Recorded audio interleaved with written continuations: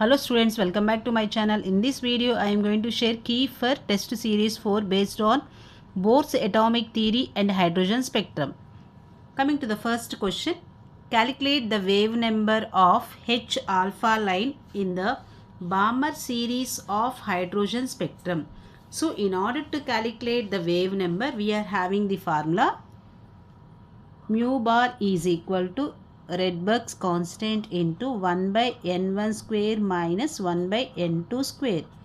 Always the value of n1 is less than the value of n2. Here it is the Balmer series. So n1 is equal to 2 and n2 is equal to 3 since it is the H alpha line.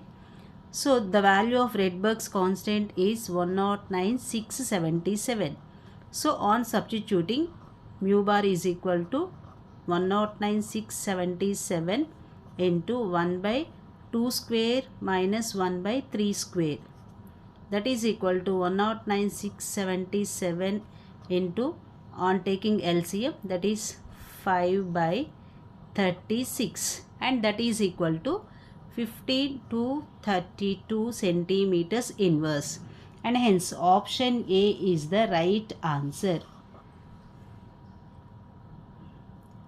Moving to the second question, the hydrogen atoms are de-excited from N shell. Illustrate the spectral lines obtained in the emission. So here we are supposed to calculate the spectral lines. So the spectral lines can be calculated by using the formula epsilon n2 minus n1. Here it is n shell. So we are having k, l, m, n. So n shell means for that n value is equal to, that means n2 is equal to 4 and here n1 is equal to 1. So that is equal to excited, de-excited, that means n1 is equal to 1. 4 minus 1, that is equal to epsilon 3. That means 3 plus 2 plus 1. So 6 spectral lines can be observed. So option B, 6 is the right answer. When electron jumps from the fifth energy level to the first energy level. So first energy level means n1 is equal to 1. So always it results in the formation of Lyman series. So option B is the right answer. Let us move on to the fourth question. From Lyman series to Fund series, the wavelength. So Lyman series is observed in UV region, whereas Balmer series is observed in visible region.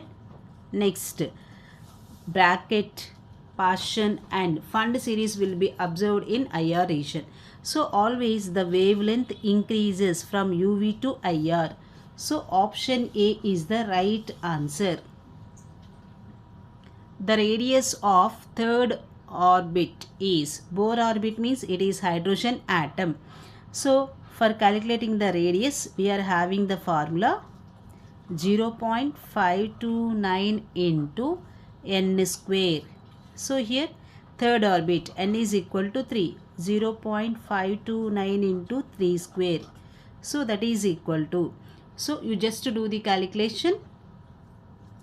So on calculating you will get 4.761 Armstrong units.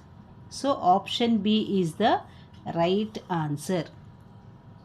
Moving to the sixth question, elliptical orbits of electrons were proposed to account for. So elliptical orbits are proposed to account for the fine spectrum. That means option A, that is fine structure of the spectrum, is the right answer.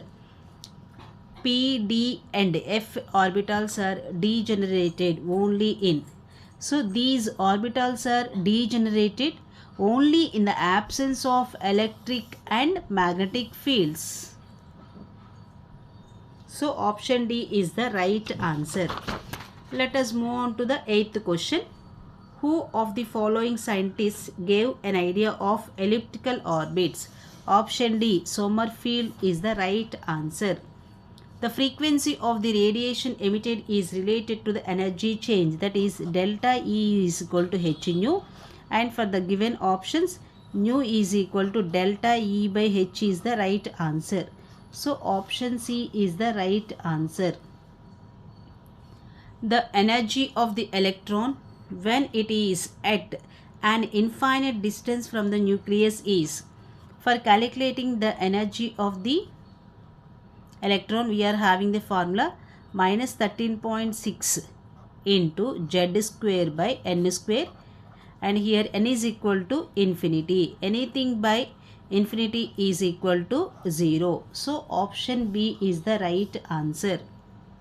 Bohr's theory is applicable to, it is applicable to explain the spectrum of any ion containing only one electron.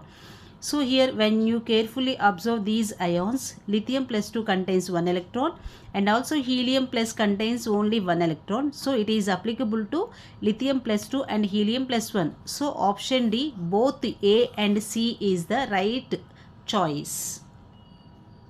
Let us move on to the 12th question.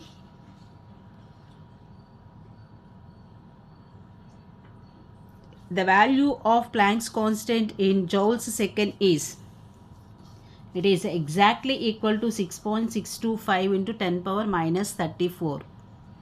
According to Bohr's model of hydrogen atom, the following is quantized. Angular momentum is quantized. So option D is the right answer. Bohr's theory explains the spectrum of hydrogen atom and it is not applicable to Zeeman effect, Stark effect and fine spectrum of hydrogen atom.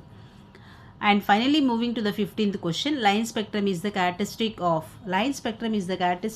atoms which involves electronic transitions. So option A is the right answer. If you like the video, don't forget to like, share and subscribe. Thanks for watching. Have a nice day.